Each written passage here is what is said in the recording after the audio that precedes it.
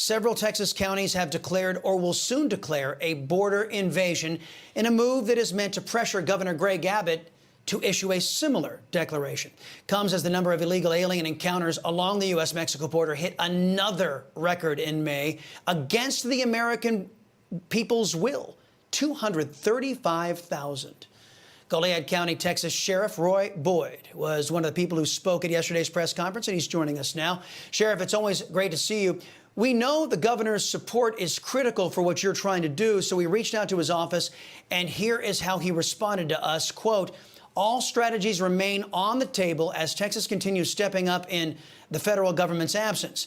Texas has deployed thousands of Texas National Guard soldiers and DPS troopers and allocated over $4 billion of Texas taxpayer money to secure our border. As the challenges on the border continue to increase, Texas will continue to take additional unprecedented action to address those challenges caused by the Biden administration. So, Sheriff, his response, good enough for you? Well, I think what it does is it shows that at least he is listening to what we have to say, and he's leaving the options on the table. We're fully aware of the fact that the governor has to take into consideration things that we do not with regards to the logistics, but those are issues he has to deal with, not us. We're basically asking for him to declare a declaration of invasion and for the state to take action to deport those individuals who are entering this country illegally, regardless of where they come from. Right, and I don't see how you can look a nation on pace to have 6 million illegal aliens traipse on through that southern border by the end of this year as anything other than an invasion.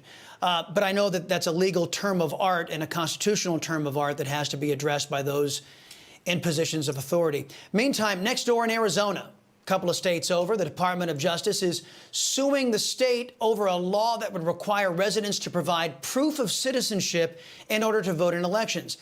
Now, we're not allowed to have folks vote in elections if they're not U.S. citizens, yet Democrats say seeking to make sure that there is a mechanism to enforce that law. Well, that's not allowed, says Biden's federal government. What message are they sending in your view, Sheriff? Well, we're fully aware. They want these individuals to vote whether they're citizens or not. I'm going to remind everybody that if you live in Mexico, you can't vote without a federally issued voter ID card. It looks much like a driver's license or any other, official ID card. But we've picked them up down at the border. We find them on illegal aliens that we apprehend in our county. In other countries, including Mexico, you have to have a federally issued ID card in order to vote. It is a voter ID card that has your picture and all your identifiers on it. That's what 90% of the illegal aliens use as their identity when they get here, if they don't throw it away and just assume somebody else's identity here in the United States, that is. Yeah, it just makes no sense to me. The federal law is clear. Non-citizens can't vote, and Democrats say, yes, that's the law, but we're going to prevent anybody from finding out. It makes no sense. In Texas also, the Department of Justice is investigating whether people who were arrested as part of Operation Lone Star are being subjected to, quote, differential and unlawful conditions of confinement based on their perceived or actual race or national origin. Seems to me, Sheriff, the Department of Injustice is trying to set a precedent that it's okay for illegals to break Texas law. Or do you think I'm reading that wrong? No, you're absolutely right. The federal government is doing everything they can to try to interfere with our duties as peace officers in the state of Texas. They want to try to scare law enforcement into not enforcing the law so that these unlawful people who are committing felonies within our jurisdictions can get away with committing these crimes that U.S. citizens would never get away with. Well, that's not going to happen.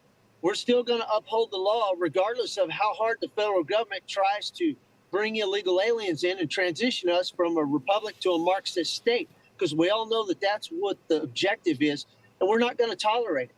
Well, I don't handle immigration as a law enforcement officer in the state of Texas. I'm going to tell you right now, I handle the criminal side.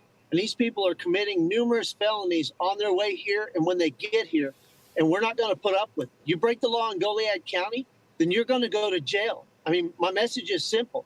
You don't want to go to jail, don't break the law in Goliad County. Cartel, drive around. I may not be able to stop you when the government's, putting out the welcome mat for you, but you sure don't want to come to Goliad County because you're going to face the consequences. Sheriff Roy Boyd taking a stand for the rule of law in the face of Joe Biden's lawlessness. Sir, thank you very much.